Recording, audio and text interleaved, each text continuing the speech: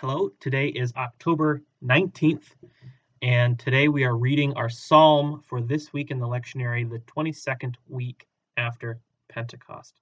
Our psalm is Psalm 126. When the Lord restored the fortunes of Zion, then were we like those who dream. Then was our mouth filled with laughter and our tongue with shouts of joy.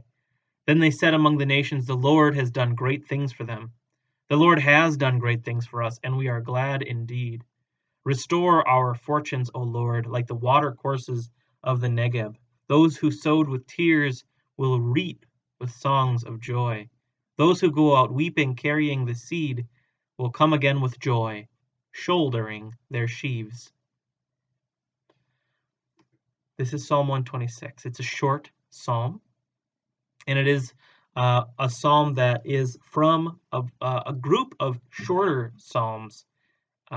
15 psalms. It's the seventh one in a set of 15 that are called the Songs of the Ascents.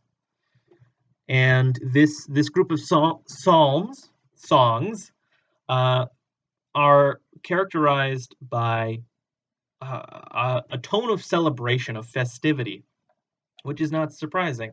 Songs of the Ascents were traditionally sung by pilgrims on their way to Jerusalem to celebrate certain festivals during the Jewish year. In particular, Passover, the Feast of Weeks, and the Feast of the Tabernacles. That final one, which is also called the Festival of Booths, is celebrated around this time of year. It's been over for a couple of weeks, but it is the Festival of Sukkot, which, as a Jewish person, the Hebrew name is Sukkot. That is a harvest festival, or traditionally was a harvest festival for the Agricultural Society of Israel.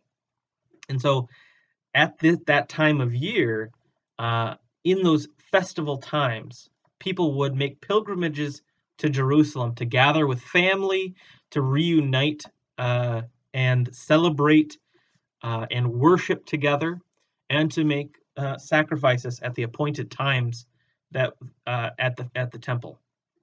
And so this was a time for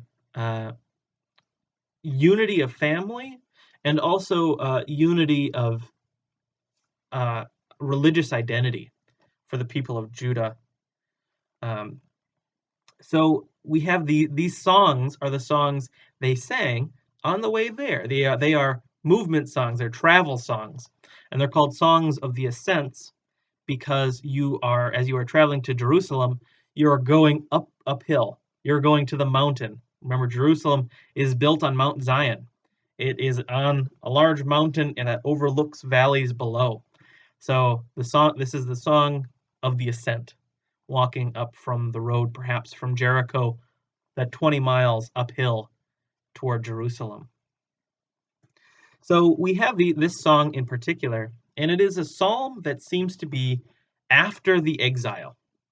Post-exilic is the term that gets used. After the Babylonian exile, in which the Lord restored the fortunes of Zion. And it says, then we were like those who dream. The wonder of this psalm is that it testifies to the joy that the people of Judah felt, especially after the exile of the leading people of Jerusalem to Babylon and the destruction of the temple. There was a real destruction of Jewish identity. What did it mean to be Jewish? What did it mean to worship Yahweh when the place of worship, the temple, was destroyed? And so in that exile period, we have much of Scripture becomes written down, codified in the way that we know it now. And that was an attempt to preserve Jewish identity. When they came back from exile, the temple was rebuilt. And this is the second temple that was again later destroyed in 70 AD. So 70 years after the birth of Jesus, the second temple, which this psalm refers to or would have in mind, was destroyed by the Roman Empire. But with that historical context out of the way, this psalm is a psalm about restoration.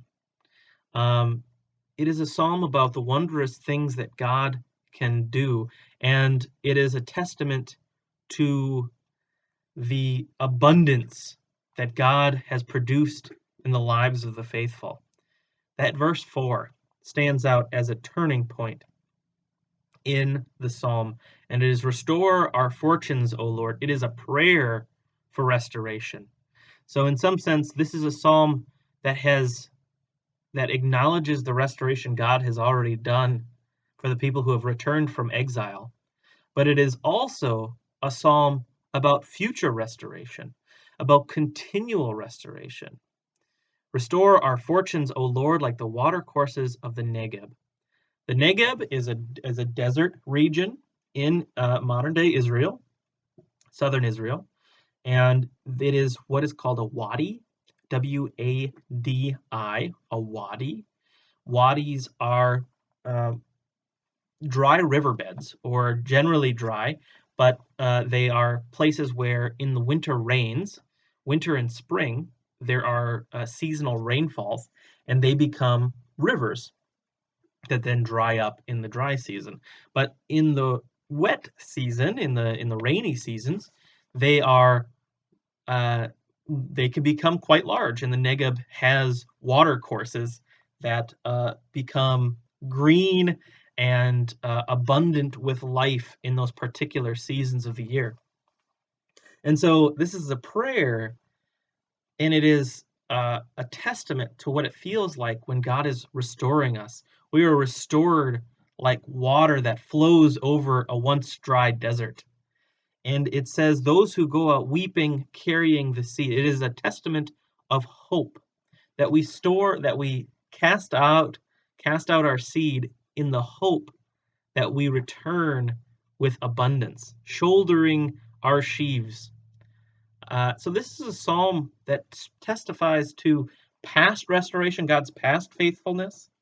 It is a prayer that God restores us in our current dry seasons. And I think there are a lot of dry seasons for people now.